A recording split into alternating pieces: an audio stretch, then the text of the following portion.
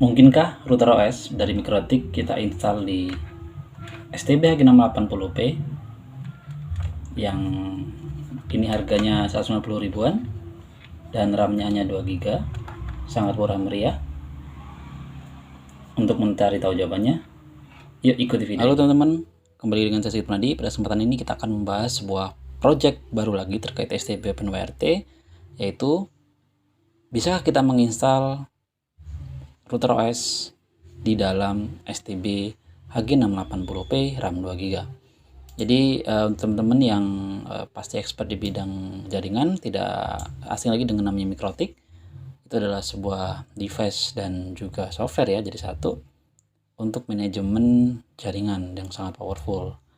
Namun umumnya dia adalah bundling hardware plus software. Namun kita juga bisa menginstal router OS, yaitu sebuah OS system yang kita bisa install di mungkin komputer x86 yang fungsinya sama seperti Mikrotik, tapi kita device-nya milik kita sendiri. Jadi kita hanya membeli lisensi dan juga download OS-nya dari server Mikrotik. Jadi kalau kita coba cek Mikrotik, nanti akan ada Mikrotik router OS. Sekarang sebenarnya sudah yang ke V7 ya. Ini dia router OS teman-teman, bisa dicek di halaman Mikrotik. Kita bisa download file ISO-nya, mungkin kalau device teman-teman x86 bisa. Dan sudah banyak sebenarnya tutorial terkait instalasi router OS di device-device x86. Namun apa jadinya jika kita install di STB HG80p seperti pada video awal? Tentu mungkin, yaitu maka dari itu kita coba sharing bagaimana caranya kita menginstal router OS di STB HG680p. Nah, untuk permulaan, jadi saya mendapat inspirasi dari ini Safrin Network teman-teman. Ini adalah menginstal router OS 6 atau 7 di Docker. Jadi sebenarnya konsepnya adalah kita menginstal router OS di atas Docker. Itu bisa dilakukan di device-device atau komputer x86 ya, itu sangat mudah. Namun untuk ARM itu agak sedikit sulit karena arsitekturnya sebenarnya Mikrotik itu router OS ya, umumnya di x86 yang common. Dan di sini kita teman-teman bisa lihat untuk Bang Safrin, terima kasih atas script dan inspirasinya. Saya juga develop dari sini teman-teman. Jadi di sini dia sudah membagikan router OS V6 dan V7. Teman-teman bisa cek aja langsung di router OS V6 V7 yang ada di Safrin OS. Nanti saya akan bagikan juga GitHub-nya dan kita langsung ke bagian Docker. Jadi yang saya lakukan adalah kita menginstal router OS V7 di atas Docker, tepatnya di atas CasaOS. Nah, ini adalah interface dari CasaOS STB HG680p saya. Jadi saya sudah menginstal Docker versi Bang Safrin. Ini teman-teman, kalau saya cek, kita buka setting. Sorry agak lama. Nah, ini adalah settingan atau konfigurasi dari Bang Safrin untuk router OS V7 ini teman-teman. Jadi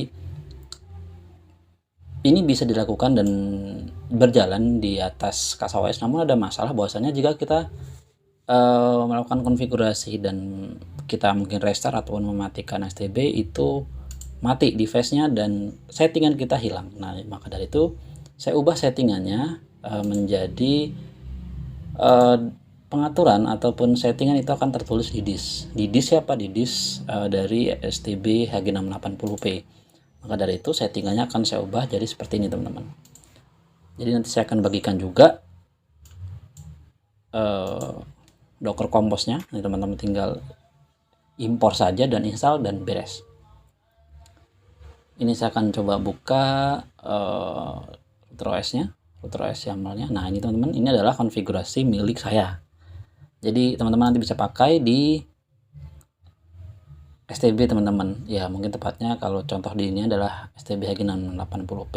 Nah, ini adalah konfigurasi dari saya. Ada sedikit perbedaan, yaitu saya menuliskan volumenya dari router OS yang ada di disk ISO-nya atau image router OS-nya ke dalam volume atau disk yang ada di router OS, yaitu app data app/routerOS. Nah, ini adalah sebenarnya aturan tidak tertulis di CasaOS untuk menuliskan semua aplikasi yang diinstal di atas routerOS ke dalam data/app data. Nah, kita langsung aja ke instalasinya. Untuk intinya mungkin saya cukup. Oke, tanpa berlama-lama kita langsung ke bagian intinya, yaitu kita akan menginstal. Cukup mudah dengan klik plus di sini. Install customize apps. Kita langsung ke bagian import. Di import teman-teman tinggal klik ini. Nah, ini Docker Compose ya. Terus masuk ke tadi download, dan ini adalah routerOS. Nah, ini yang versi saya ya, versi yang saya coba ubah dari konfigurasi Bang Safrin Network. Nah, ini teman-teman tinggal lihat. Oke, kalau sudah, ini sudah ya, portnya sudah. Saya portnya kayak pakai 8050 karena apa? Port yang lain terpakai. Nah, teman-teman bisa ganti sebenarnya bebas mau port berapa di konfigurasi networknya. Oke, ini teman-teman 8050. Oke, cukup aman, dan volumenya saya akan tulis di atas data app data, dan nama foldernya adalah routerOS yang saya mounting dari /router. Ini yang ada di this image ya teman-teman. Dan yang udah sih sepertinya, dan ini yang cukup krusial, teman-teman harus aktifkan privilege. Jadi si CasaOS akan memprioritaskan dari runningnya si routerOS karena cukup berat teman-teman, cukup berat di jalan di STB 680p. Kalau sudah, kita tinggal langsung klik install saja. Oke, kita tunggu. Oke teman-teman, itu tadi instalasinya sangat mudah dan cepat. Jadi ini saya sudah selesai. Kalau kita coba cek, ini cukup berat ya teman-teman. Cukup berat ini. Dan ini saya mounting atau saya portkan di 8050 untuk aksesnya. Dan volumenya saya tulis di app data routerOS. Kita cek dulu ya, apakah sudah terbuat atau sudah tergenerate untuk konfigurasinya. Kita cek file dulu. Kita ke app data, dan routerOS sudah ada. Dan ini kita sudah berhasil ya. Jadi konfigurasinya tidak akan berubah karena dia akan tersimpan di disk yang ada di STB gitu. Oke, sekarang kita coba akses IP-nya. Ini adalah IP address dari STB. Kita copy saja. Kita ganti portnya belakangnya yaitu 8050. Kita langsung agak ngelak ini. Enter. Oke, ini sudah masuk teman-teman. Nah, ini adalah tampilan dari webfig dari routerOS v7 yang saya install di Docker CasaOS teman-teman. Jadi, nah ini teman-teman lihat, CPU rootnya langsung tinggi tadi 90, dan RAM-nya sudah mencapai 47,5 dari RAM-nya sudah habis dimakan routerOS. Padahal aplikasi lain belum jalan ya teman-teman. Hanya Adminer, Postgre, dan juga Cloudflare Tunnel. Nah, ini kita coba. Ini loginnya admin, passwordnya kosong. Kita coba login apakah sudah jalan, dan berhasil. Kita sudah bisa menginstal atau menjalankan routerOS di STB HG680p dengan sempurna. Oke, apakah ini sudah berjalan? Ya, kita tinggal cek aja teman-teman. Kita coba ke bagian set sistem ya. Sistem resource, kita cek. Nah, ini dia. Resource-nya adalah QEMU, CPU count-nya 4, nah, frekuensinya bla bla. Ini adalah device sistemnya ya teman-teman.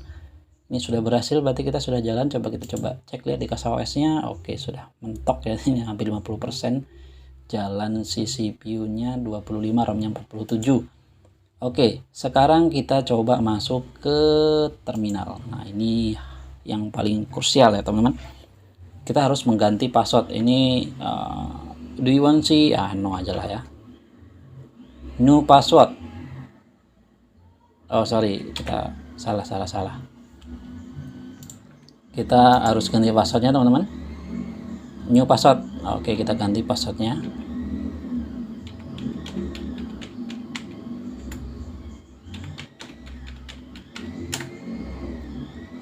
Oke, password sudah terganti. Sekarang kita coba ping ke Google. Ping 8.8.8 dan berjalan. Artinya kita sudah terhubung ke internet karena apa? Settingan dari CASOS router OS yang ada di CASOS ini adalah bridge. Jadi kita akan otomatis mendapatkan internet dari STB itu sendiri. Sekarang kita coba ping keluar, yaitu ping ke IP dari device saya, yaitu Orange Pi. Coba kita cek IP saya berapa sih di terminal. Jadi kita akan coba ping. If config ya. If config. Nah, ini adalah IP saya, teman-teman, 10.107, ini IP lokal. Kita copy saja langsung, kita coba ping dari router OS. Ping, paste. Mana paste? Dan masuk, aman sekali. Jadi berhasil, teman-teman. Ini kita bisa cara coba interface print. Oke, ada dua interface yang terbaca, Ether 1 dan juga LO loopback. Ini adalah bridge ya, teman-teman. Sekarang kita coba langsung ke advance. Kita coba ke interface dan ada dua yang terbaca. Ini adalah bridge-nya sebenarnya, bridge yang terbaca di router OS dari CASOS itu sendiri.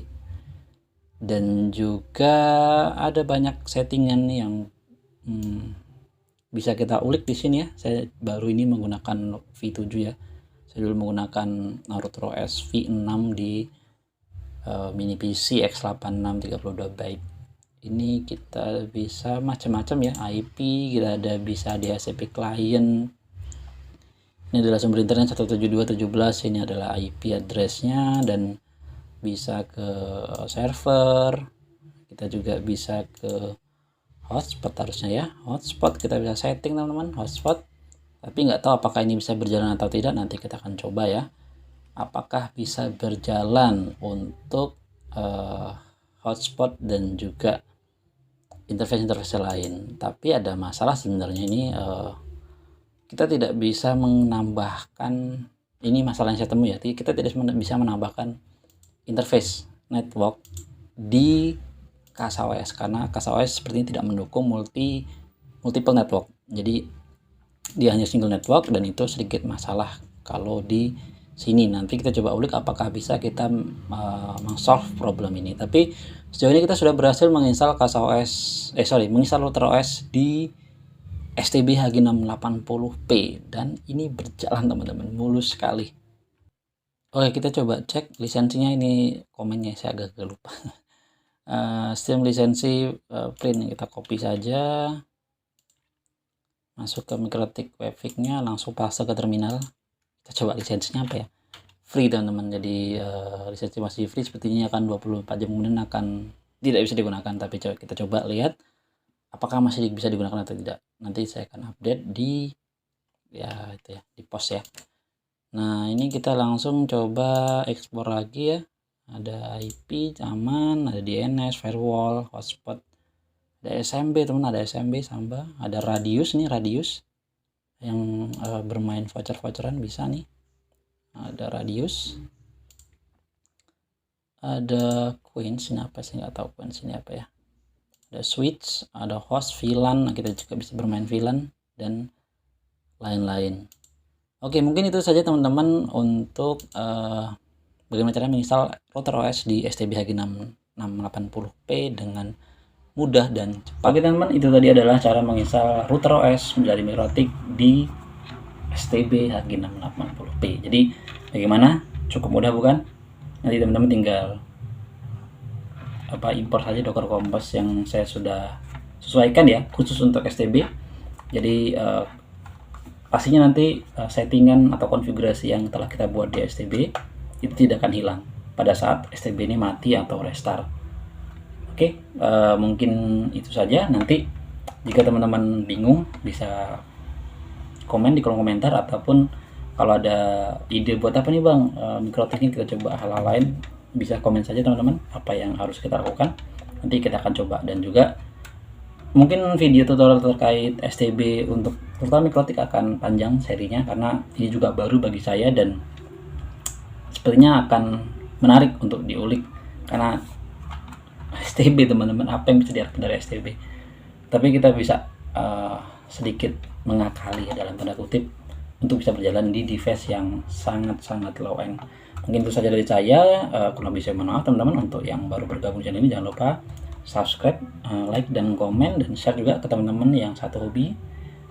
Mungkin sekian dari saya. Untuk teman yang mau support bisa Saweria ataupun Super Thanks. Mungkin cukup. Sekian dari saya. Kurang lebih saya mohon maaf. Assalamualaikum warahmatullahi wabarakatuh. Bye bye.